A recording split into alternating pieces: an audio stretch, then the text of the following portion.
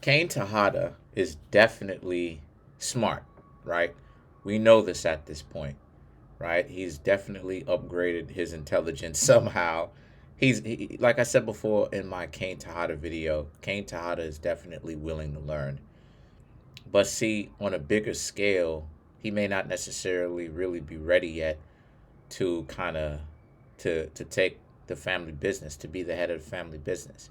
One thing that Kane Tejada lacks, right, that I've observed in episode 3 of season 3 Ghost, is that Kane lacks the ability to, like I said, think long term. Um, he doesn't really have the ability to really see things from too many different angles, right?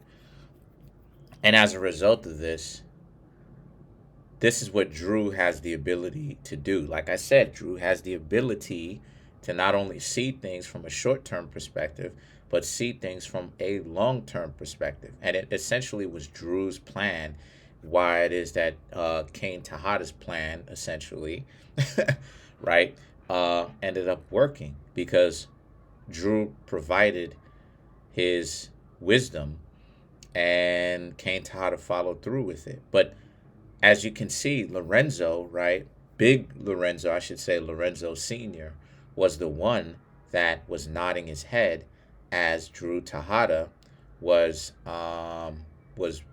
saying what it is that he had to say. And this made sense. This is why Lorenzo was like, this is why I wanted, he was nodding his head like, this is why I wanted Drew to take over the family business and be the head in the first place is because Drew knows what it is that he's talking about and he knows what to do, especially in tight situations like this. I told y'all. I've been telling y'all that Drew goes to work when he's up underneath pressure. I told y'all this.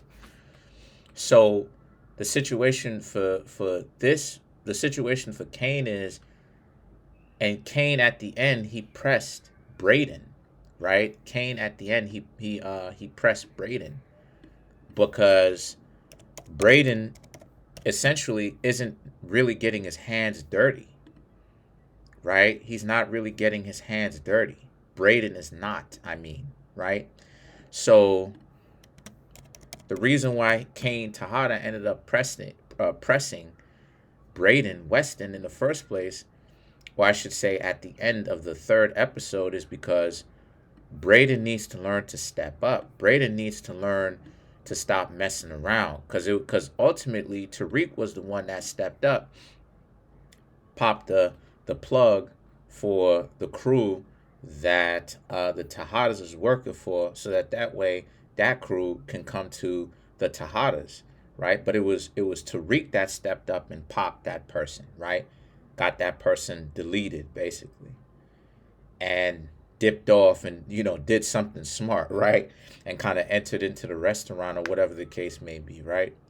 So as a result of this, right? As a result, what you got to understand is that Braden Weston, he's trying to, you know what I'm saying? Like he's trying to play the game of, well, I'm in the game, but I'm not really trying to get my hands too dirty, too dirty. And it's like, no, you're not understanding that you really don't have much of a choice. You're going to have to do that because, and Kane was right to kind of press him in this instance because Braden Weston has his hands way too clean, especially for being in the game. And like I said, Kane is thinking strategically because Kane is looking at it from a perspective of, yeah, you got to get your hands dirty.